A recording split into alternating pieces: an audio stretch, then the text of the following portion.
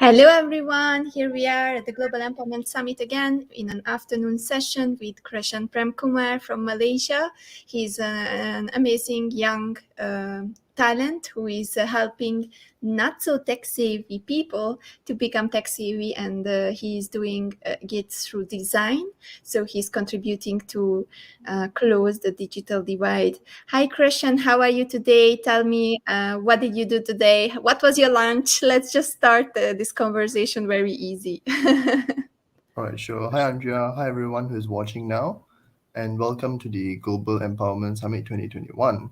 So, today was a pretty chill day, I would say, pretty relaxing day. The reason being, I'm in the middle of my mid-semester break. So, yeah, I did not have any classes today. And as for what I had for lunch, I had spaghetti for lunch. How about you, Andrea? Oh, wow, wow, wow. Spaghetti. That's nice.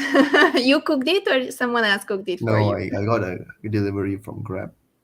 Oh, Grab, that's very Mm-hmm. practical today. I was just, Definitely. I'm experimenting with vegetarian food. So now for the third week in a row, I'm eating vegetarian. So it was more salad, protein, and, Ah, that's a nice. nice kind of plate with all the healthy food to help me to be ready for these 6 weeks. Ah, As I I see, told I you, see. this year I'm trying to balance everything out. Got it, So got it. otherwise, you are a student. So how are the students dealing with all these situation? Do you learn online? Have you got used to it? Was it a challenge for you, or you are already back to school?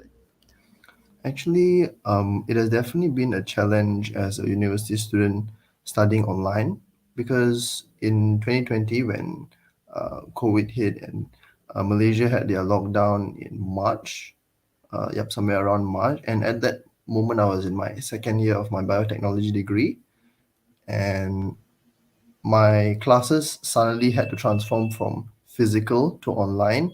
So it was a bit of it was a bit weird and a bit of a surprise because yeah, the thing is the second year was my last year at that university here in Malaysia, and I was supposed to actually go to Australia as part of my transfer program.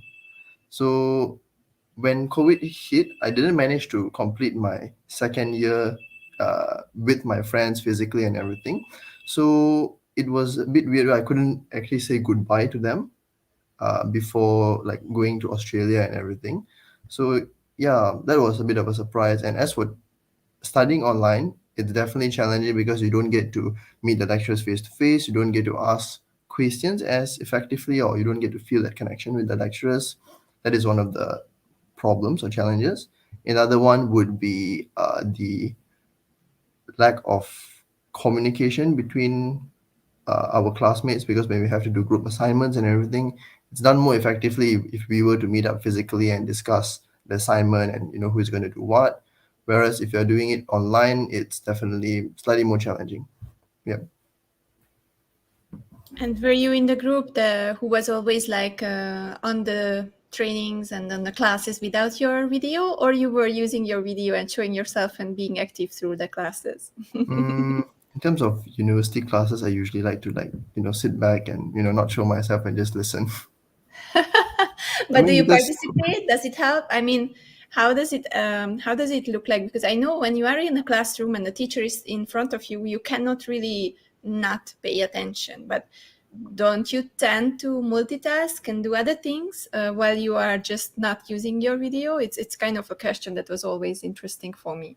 definitely happens a lot more often if you are studying online. I mean, if you're studying physically, you're in front of the lecturer, you will not multitask because it's rude, and the lecturer can see it. But if you're online, the lecture won't be affected if you are multitasking. So sometimes if I want to go make a drink while the lecture is happening, I will go do that. Or if I want to, search for something or even buy my lunch using Grab, I would multitask and do that while having online classes. And I know that you are studying at the university right now, right? So you Yep, are at the Queensland University of Queensland. So how does correct. it go? Because now it's just the words open up so much. Like you can go to universities wherever you want in the world, basically, right? So how did you decide it for Queensland? What was your motivation, and what do you like in the school? So for me, I first of all I'm doing biotechnology, and in Malaysia, it's not as developed. Like the biotechnology area is not as developed as in many of the countries.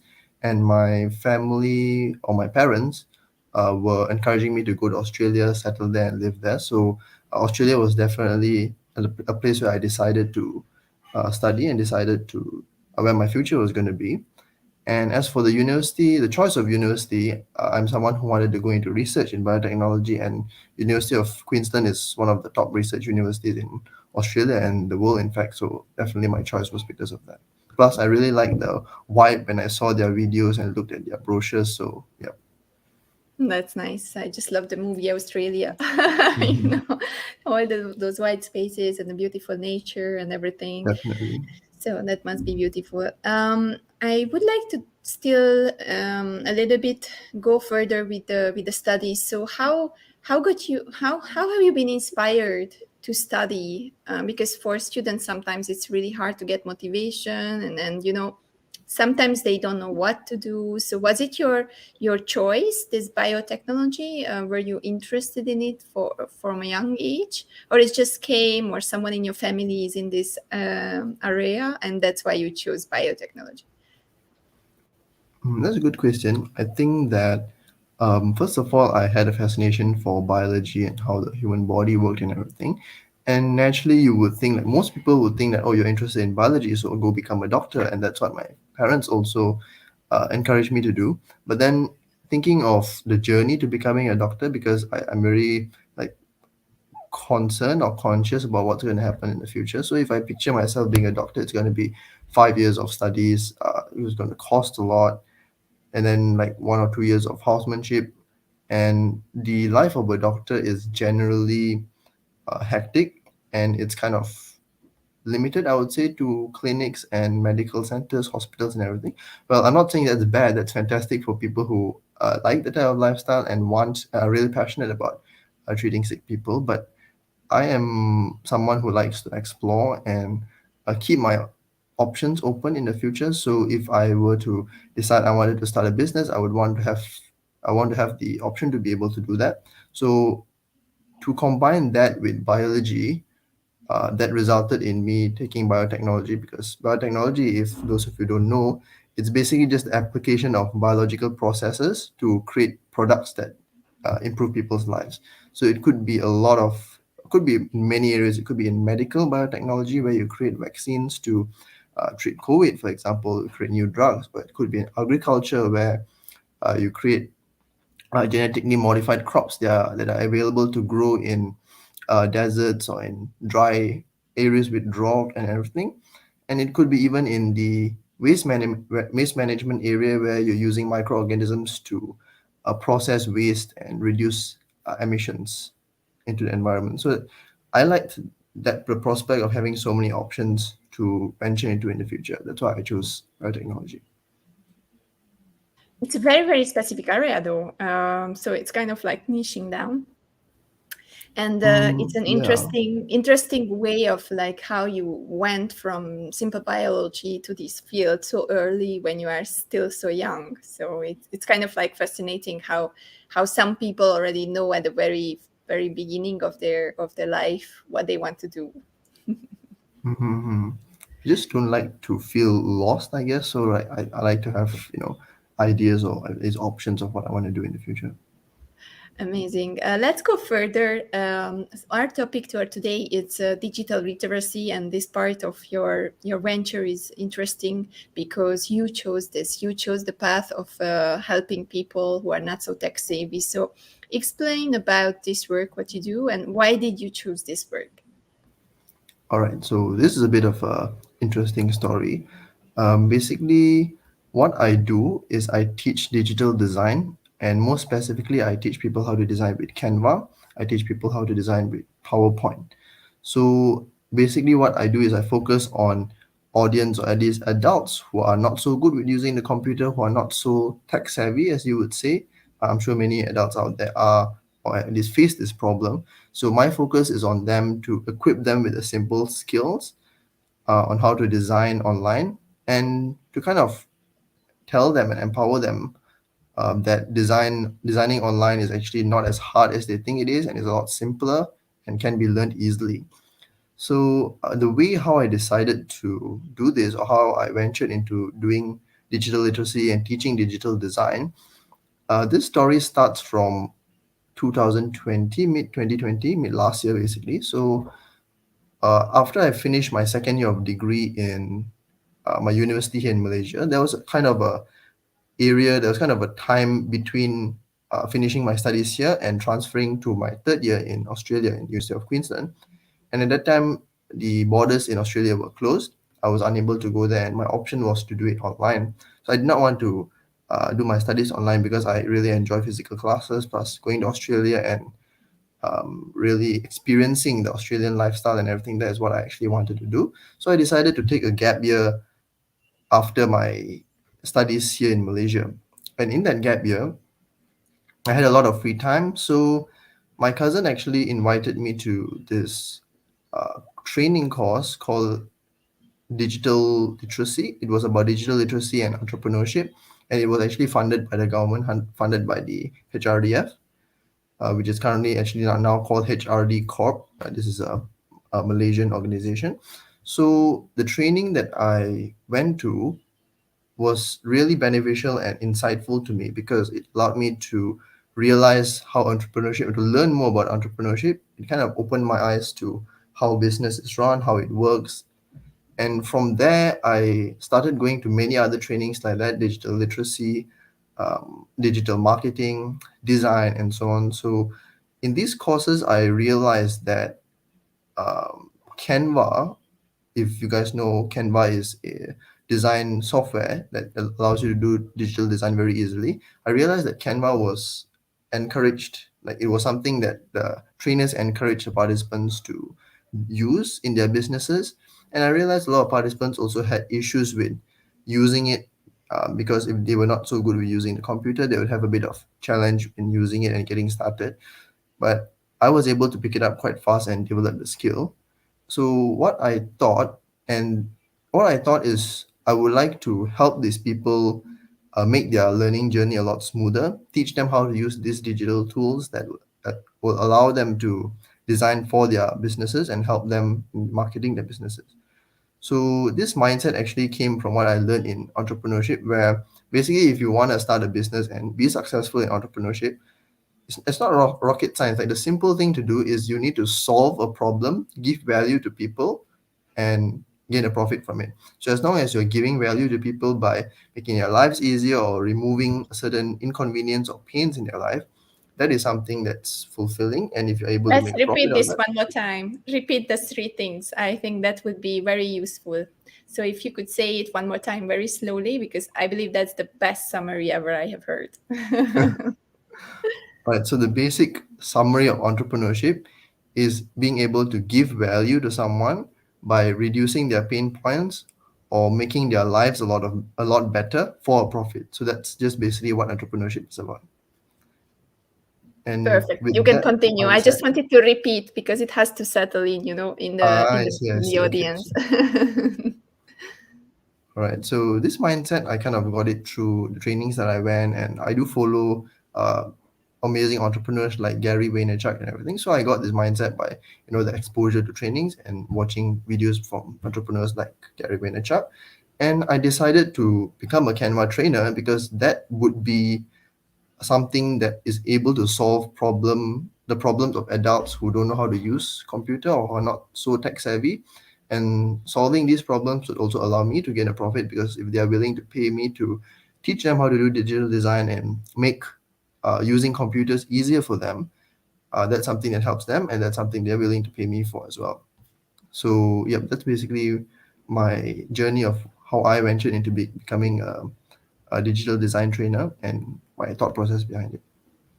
That's a, that's a that's a goal that helps a lot of people, and it also at the same time allows you to do what you like and start your entrepreneurship and just experiment with entrepreneurship, right?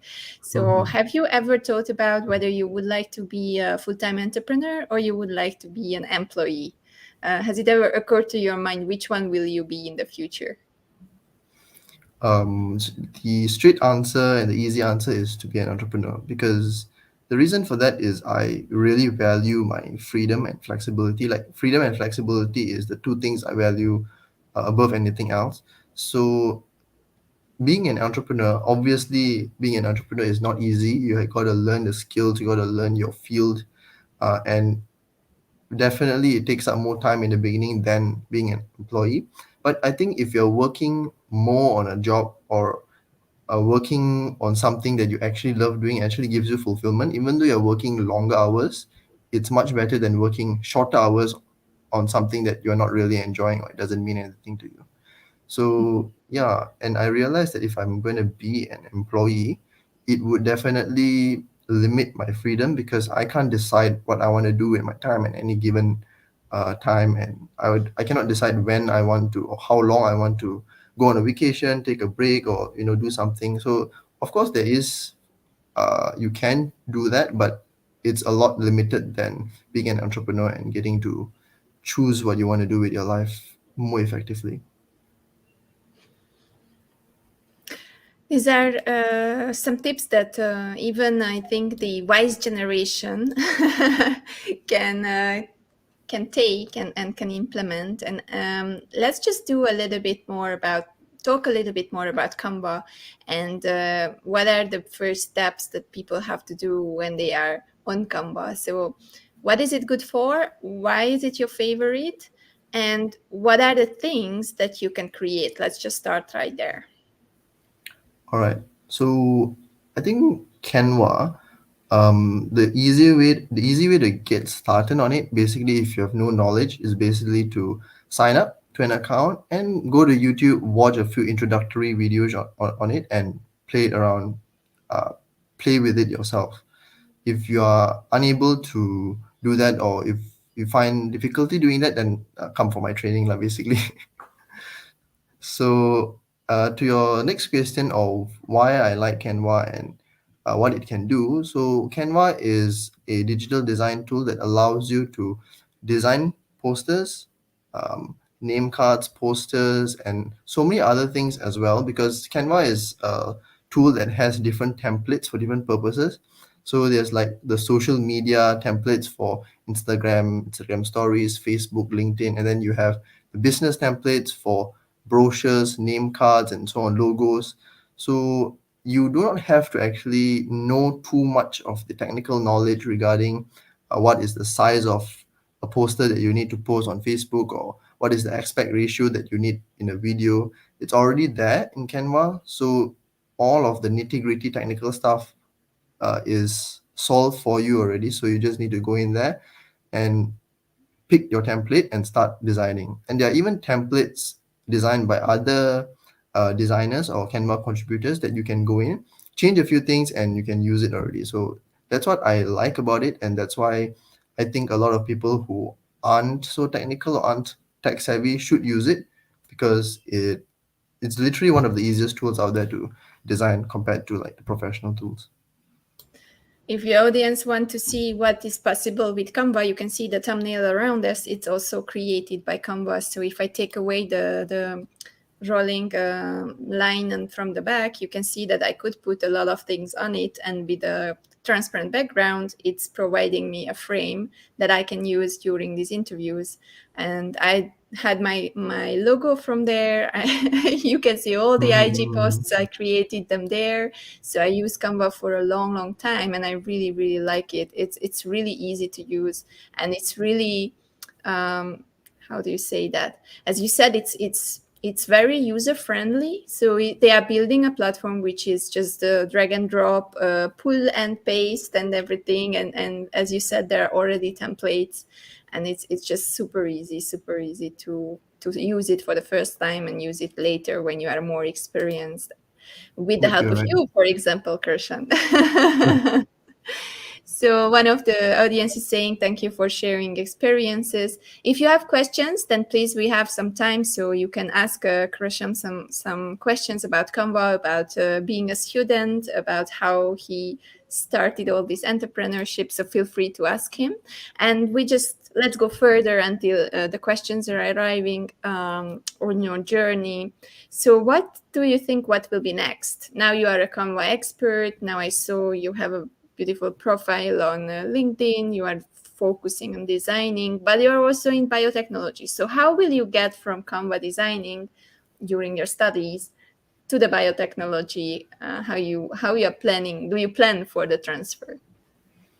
So I would not say that it would be a complete transfer from one to the other anytime soon. Basically, biotechnology was something I was doing before Canva and digital design came in. Like the digital design was a very recent thing that I started doing.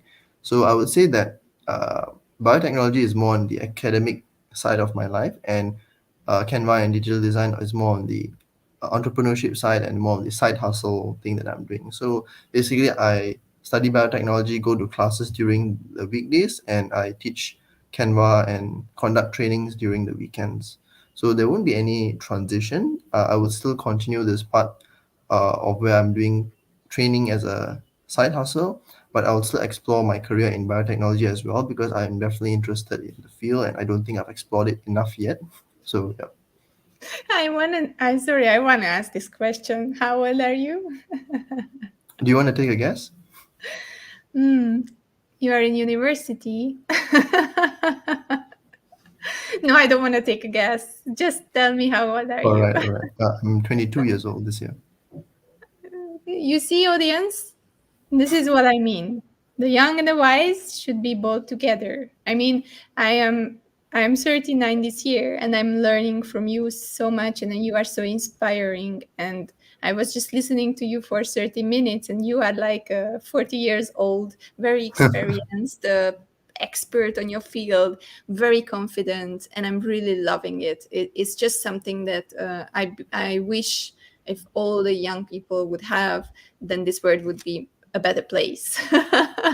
Thanks, Sandra. Thank you. So thank you very much for your passion and what you built up and how you are helping others. This is at this age, it's something that we have to acknowledge and appreciate. Thank you very much, Mhm. Thanks a Kreshan. lot. Kreshan, we are around the end of the interview, but I would love to have some tips from you, very quick tips that you can give either on Canva, either for students or for not tech savvy people. So you can choose a topic and give a little bit of tips how they can make everything a little bit better in their lives, how they can use Canva for their own advantage, or how they can be as confident as you are. All right, so I think I will choose the student question. What I'm going to do is I'm going to tell students what mindset should they have and what should they think about after graduating, because I think even most of my friends, they text me and they're like, oh, what do I do after this and how do I apply? Do I apply for this company or do I try this business? And so what I understand is that a lot of fresh graduates this year and last year are having a tough time deciding where they should go in terms of their career because the economy is changing, the job market is changing because of COVID. So what we knew before this, and at least what our parents prepared us for, that's not going to be enough, or that's not going to be effective, since so many changes have happened throughout the years, and especially after the COVID pandemic started. So my advice would be to anyone who is 21, who is 22, 23, who have just graduated, is I'm just going to quote something from Gary Vaynerchuk in one of his videos, and I think that's something that everyone should know, is that if you're 22, in the next 8 years of your life, spend all your time trying out things that you think you might enjoy, because that's practical for people of our age. So if you want to try out to be a YouTuber, go do it. If you want to start a business, e-commerce, go do it. If you want to be Beyonce, go do it. If you want to work for somebody or shadow somebody that you admire, go do it. The reason for this is because we don't have the responsibilities that would pull us back from doing all these things. If you imagine, uh, once you have turned 30 plus in your late 30s, or at least in your early 40s, you would have a family, children. You might be even the breadwinner of your family. And in that type of age, you cannot be like, oh, I'm going to start my full-time job and go become a YouTuber. I don't know whether it will turn out well, but why don't I try it? You cannot do that because you have people counting on you to earn money and look after them.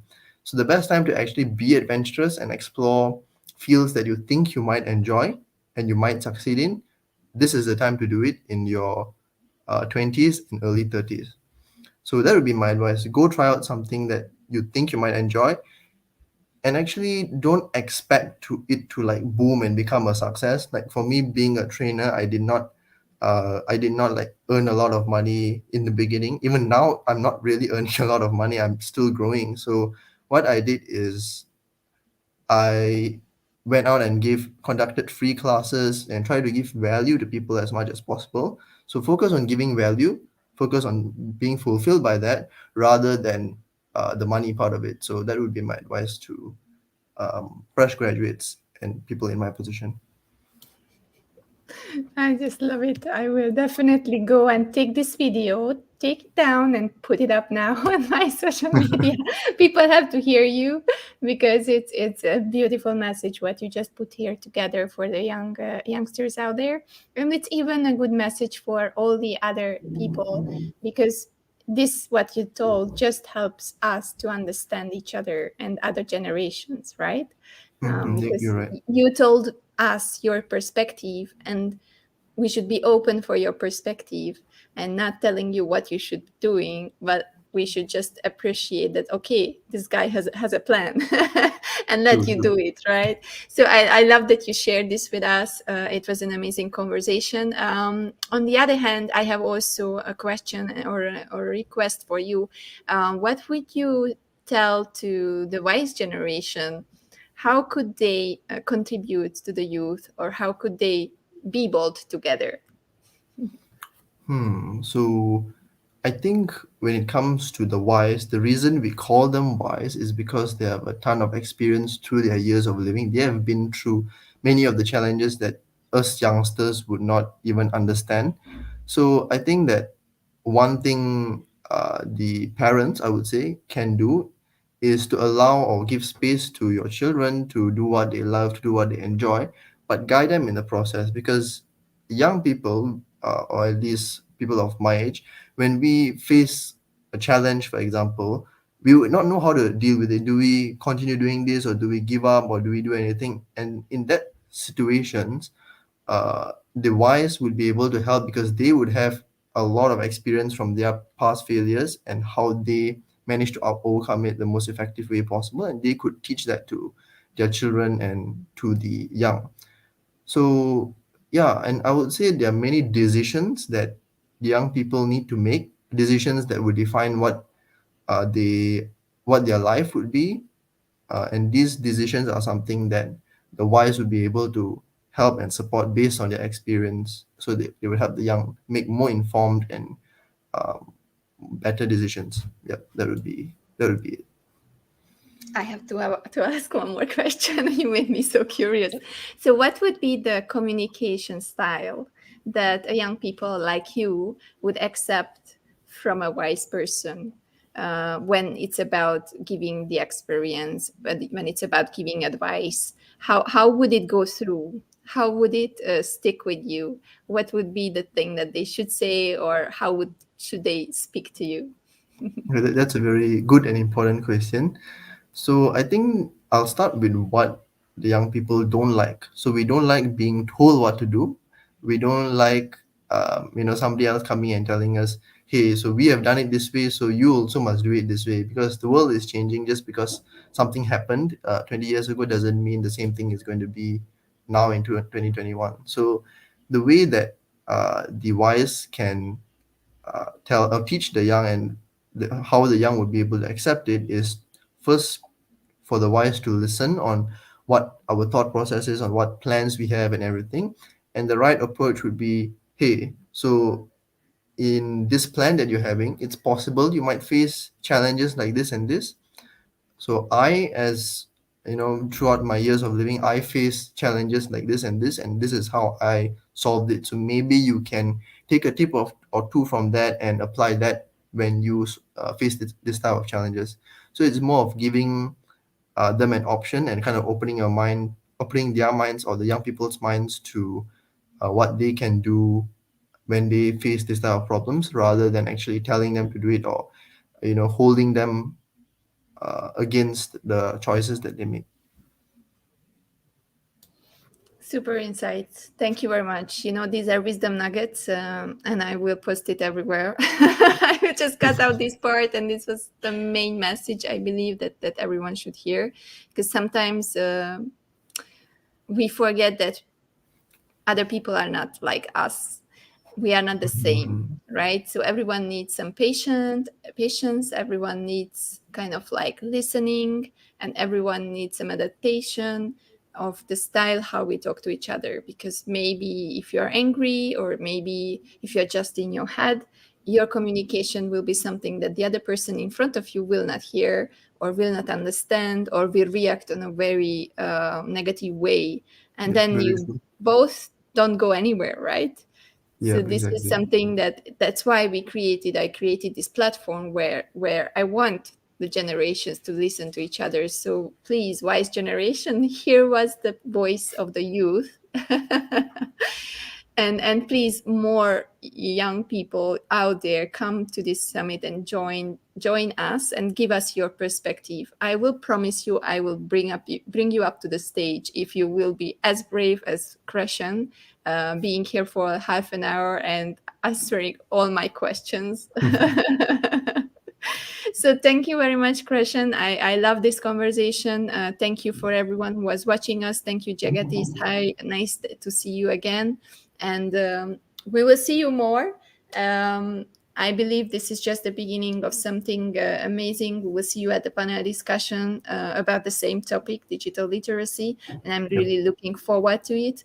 And for the people out there, please join in the summit, take the free knowledge that we prepared for you for 6 weeks. You can talk to more than 200 experts and ask them about anything. So make the most of it, ask questions, be part of the conversation. And thank you very much, Kreshan. It was All really right. nice to spend the afternoon with you. Do you have another very short message for everyone out there who is struggling right now, feeling stuck, and just feeling a little bit low? I think that when it comes to our time now and the changes were happening, it's best to be adaptive, I would say. And if you realize that something is not happening that the way you thought it would, realize that the same thing is happening to everyone else, and everyone else is also facing the changes that we have been facing in the past year.